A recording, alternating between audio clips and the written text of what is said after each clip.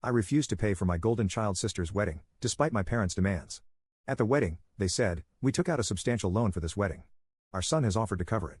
I refused them and ruined the wedding. My name's Eric, and I grew up in what you might call an ordinary family. But let me tell you, there was nothing ordinary about how things played out. From the day I was born, I was the second fiddle in my parents' orchestra. My older sister, Tanya, was their golden child, the apple of their eye. They had big dreams for her. She was going to take over our family's Chinese porcelain business and make it big. Me? I was just there. Tanya got all the attention, all the praise, all the newest gadgets. Latest iPhone? Tanya had it. Newest gaming console? Tanya's. Cool party invitation? Tanya's going. Me? I was lucky if I got Tanya's hand-me-downs or a babysitter for the night. Now, don't get me wrong. I didn't hate my parents or even Tanya. I just didn't understand them. They were always trying to be something they weren't, richer, smarter, more important. It was all about appearances with them. Eric, stand up straight, Mom would hiss at family gatherings, and for goodness sake, smile. What will people think? I'd plaster on a fake smile and count the minutes until I could escape to my room. The only bright spot in all this was my grandparents, Mom's parents. They lived in a cozy little house across town, and visiting them was like stepping into another world. With them, I felt seen, loved. It was the only place I felt I could truly be myself. When Tanya graduated high school, it was a big to-do. My parents threw a lavish party, invited all their important friends, and announced proudly that Tanya would be attending some fancy-pants college they'd handpicked for her. Our girl's going places, Dad boasted, clapping Tanya on the back. She'll make the family proud. Tanya went to college, and I stayed at home. It's been a few years, and I researched schools, picked out a program I was passionate about. All I had to do was tell my parents. The next day, I gathered my courage and approached them at breakfast. Mom, Dad, I said, my voice shaking a little, I've decided on the college I want to attend. They looked at me like I'd grown a second head. College? Dad scoffed. You? Mom laughed, a high, fake sound that set my teeth on edge. Oh, Eric. Don't be silly. You don't need college. You'll work in the shop with us. But I want to study, I started, but Dad cut me off. We're not wasting money on your education, he said firmly. That money's going toward Tanya's new car. I stood there, shocked into silence. Then Mom delivered the final blow. Face it, Eric, she said, not unkindly but with a patronizing smile. You're just not college material. You'll be much happier in the shop. I felt like I'd been punched in the gut. All my dreams, all my hard work meant nothing to them. I ran from the room, tears streaming down my face, and did the only thing I could think of, I called my grandparents. They said I'm not college material. I sobbed into the phone. There was a moment of silence, then Grandpa's voice came on the line, firm and angry. Pack your bags, Eric. We're coming to get you. An hour later, I was throwing clothes into a suitcase when my parents burst into my room. What do you think you're doing? Mom demanded. I'm leaving, I said, my voice shaky but determined. Dad scoffed. Don't be ridiculous. Where would you go? Just then, the doorbell rang. I heard Grandpa's booming voice downstairs, and a wave of relief washed over me. He's coming with us, Grandpa said as he appeared in my doorway, Grandma right behind him. Now, wait just a minute, Dad started, but Grandpa cut him off. Eric's 18. He can live wherever he damn well pleases, he growled, and right now, he pleases to live with us. Mom tried to argue, but I was already hauling my suitcase down the stairs. As we drove away, I watched my childhood home disappear in the rearview mirror. I thought I'd feel sad, but all I felt was free. That night, over a home-cooked dinner, my grandparents laid out their plan.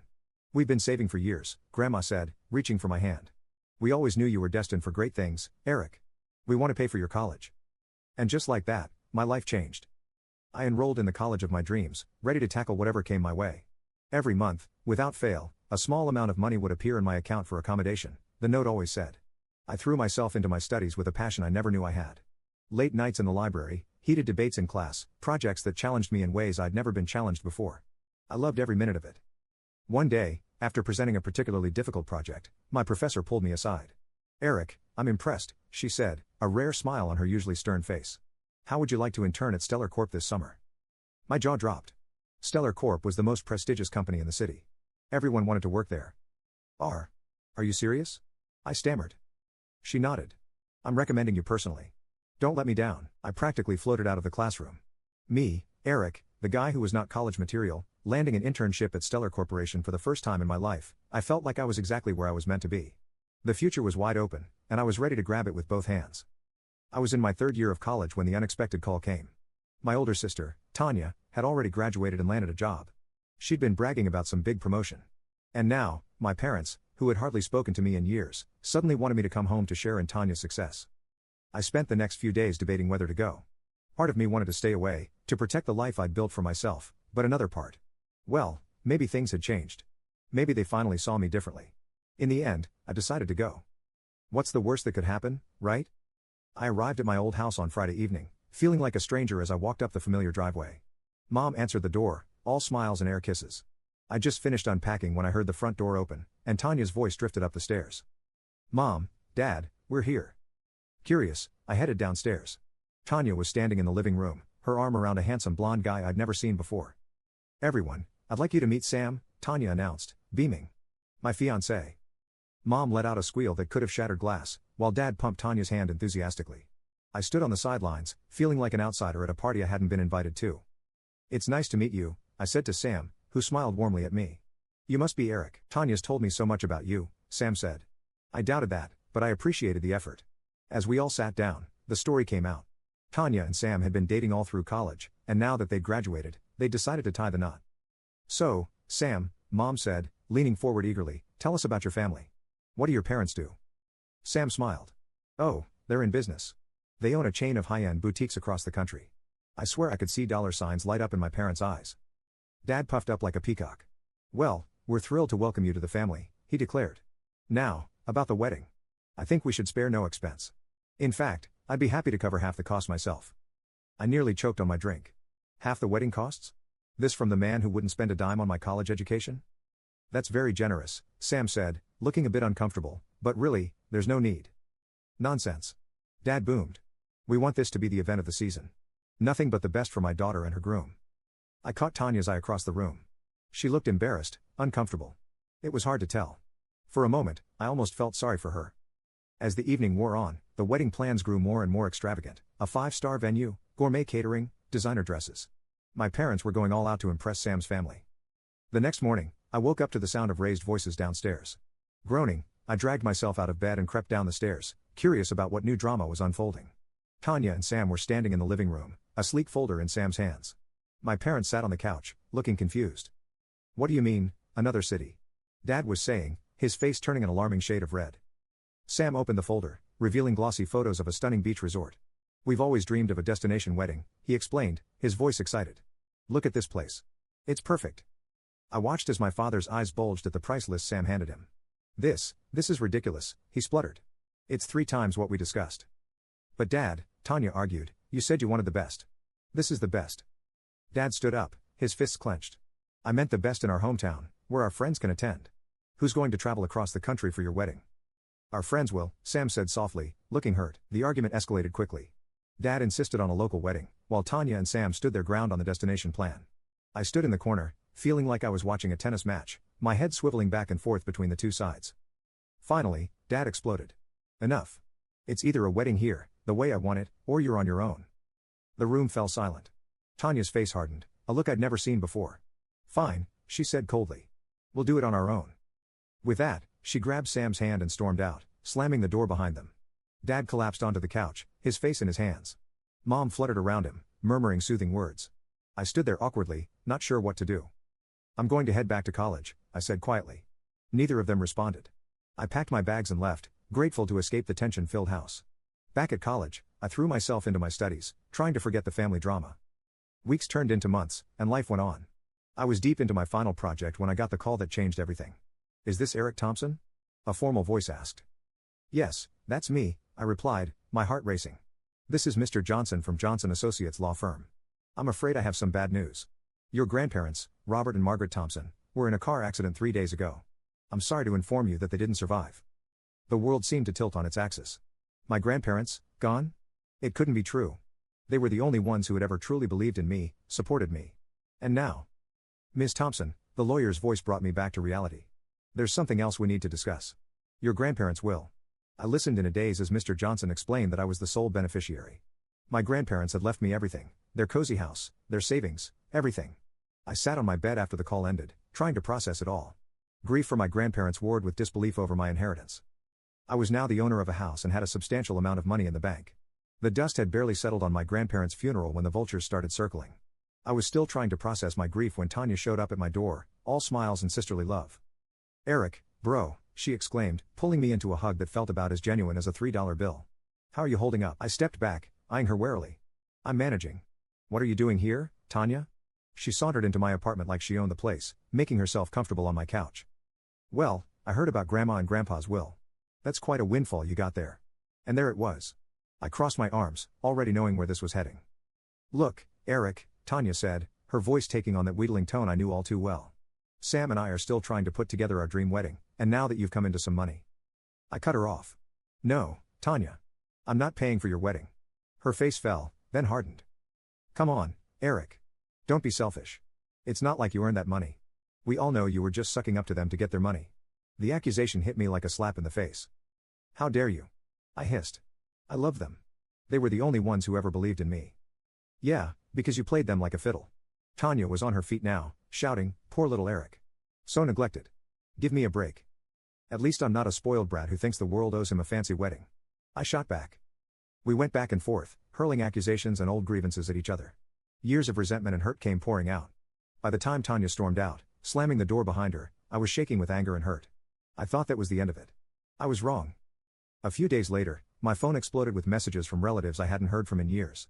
Apparently, my parents had been busy. How could you be so selfish, Eric? Your poor sister just wants a nice wedding. I always knew you were trouble. The messages went on and on. I called my parents, demanding an explanation. Well, what did you expect? Mom sniffed. Refusing to help your own sister. It's shameful. You didn't want to pay for her ridiculous wedding either, I reminded her. That's different, Dad chimed in. We're her parents. You're just being greedy with your inheritance. I couldn't believe what I was hearing. Greedy? I worked my ass off in college while you two showered Tanya with everything she wanted. Watch your language, young man, Mom scolded. This is exactly why we always preferred Tanya. She knows how to behave in polite society. Over the next few weeks, the family divide grew wider. Invitations to family events stopped coming. My cousins unfriended me on social media.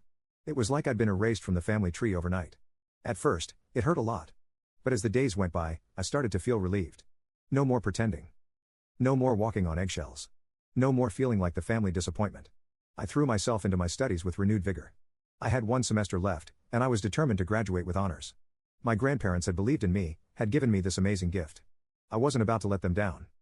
The day I graduated from college should have been one of the happiest of my life. Instead, I felt empty. There was no one in the audience cheering for me. No proud parents taking photos. No celebratory dinner afterward. I collected my diploma and went home alone. The next few weeks were a blur of job applications and interviews. I was determined to make something of myself, to prove to everyone, especially myself, that I was worth something. Then, out of the blue, my phone buzzed with a message from Tanya. I nearly dropped it in shock. Hey, Eric. I know we haven't talked in a while, but I'm getting married next month. It would mean a lot if you could come. Call me. I stared at the message for a long time before finally hitting the call button. Eric, Tanya's voice was hesitant. Thanks for calling. Look, I messed up. I've been thinking a lot about how I treated you, how we all treated you. I was a spoiled brat, and I'm sorry. I was stunned into silence. You were my brother, Eric, she continued. You and our whole family. You're important to me. I want everyone there for my big day.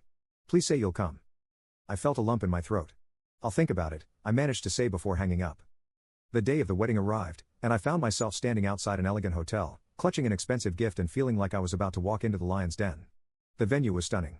Flowers everywhere, crystal chandeliers, a string quartet playing softly in the corner. For a moment, I felt underdressed in my simple cocktail dress. I spotted Tanya across the room, looking dashing in her wedding gown. Taking a deep breath, I made my way over to her. Congratulations, I said, forcing a smile.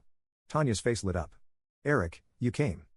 She pulled me into a hug, and for a moment, I let myself believe that everything might be okay. We chatted for a few minutes, and I started to relax. Maybe this wouldn't be so bad after all. Then I saw them. Mom and Dad making their grand entrance. Mom was dripping in jewelry. Dad in a tux that looked like it cost more than my monthly rent.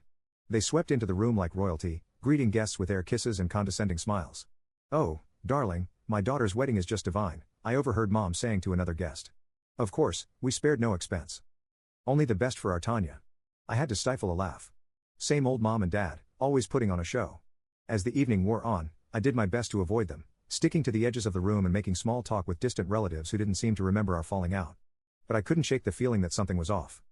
The way Mom kept glancing at me, the hushed conversations that stopped when I walked by. It was like waiting for the other shoe to drop. The evening was in full swing when Dad clinked his glass, calling for everyone's attention. It's time for the family toast, he announced, beaming with pride. My stomach dropped.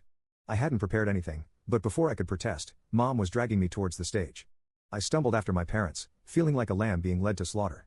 Dad started the speech, his voice thick with emotion. "Tanya, Sarah, we couldn't be prouder. Your love is an inspiration to us all."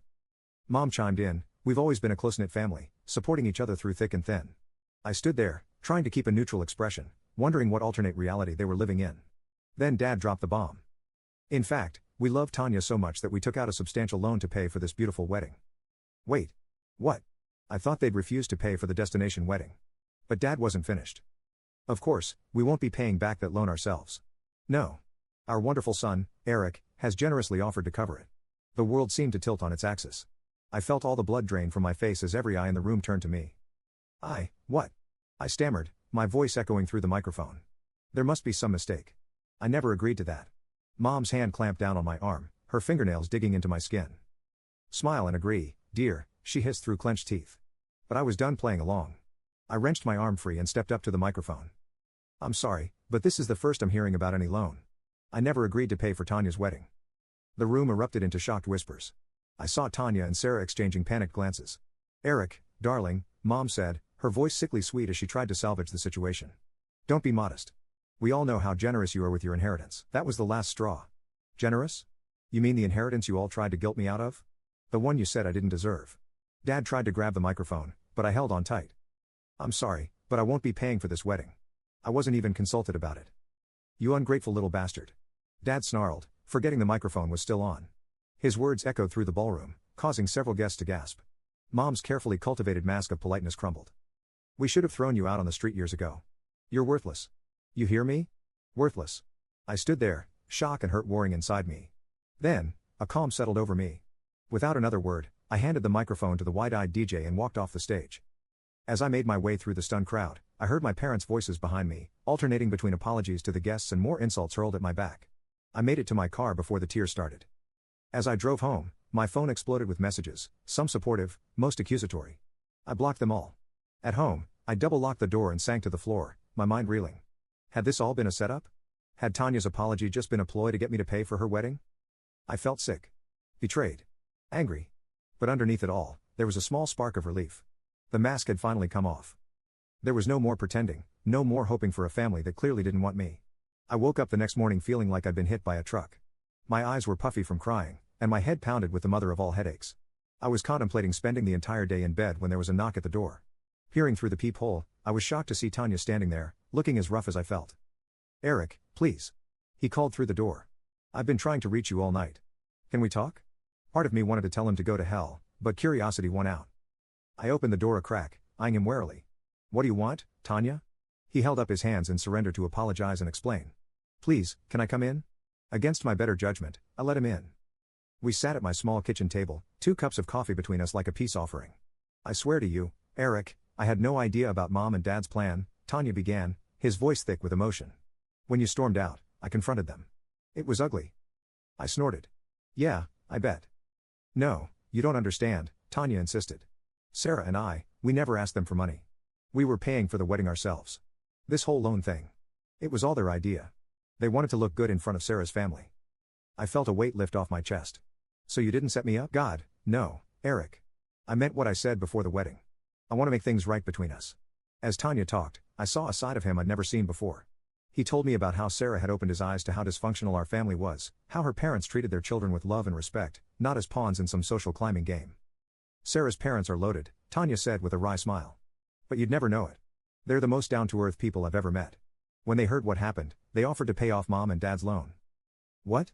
No. They can't do that," I protested. Tanya held up a hand. "Don't worry. I'm going to pay them back every cent. But they wanted to do this for us. To give us a chance to start fresh without Mom and Dad's drama hanging over our heads." I felt tears welling up in my eyes, but for once, they weren't tears of frustration or anger.